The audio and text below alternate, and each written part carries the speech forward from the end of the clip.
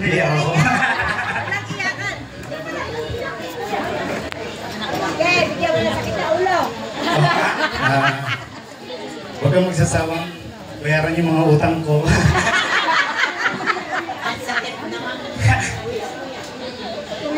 Masaya mo na yun. So, tanda mo na. Kaya nga dyan kaya, nadaan mo. Tingin dito. Parang kita ebidensya. Already one, two. Okay.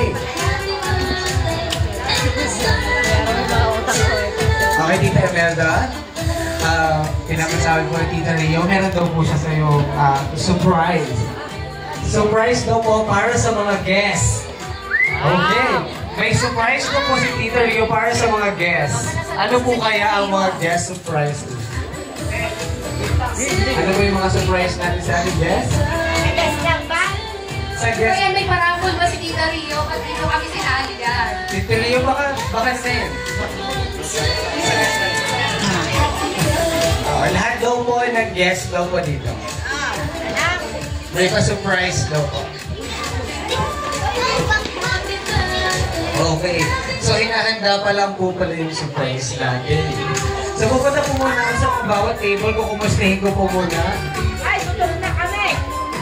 Diba? Ano daw sila? Gutom na po ba ang lahat? Hindi ako. Gutom na po ba? Lecture. Okay, nagugutom na ang lahat ng mga surprise na. Anong presyo? Yes, Tita. Charles. Sige. Okay, kumustahin ko po muna dito yung mga ating mga bisita. Dito po.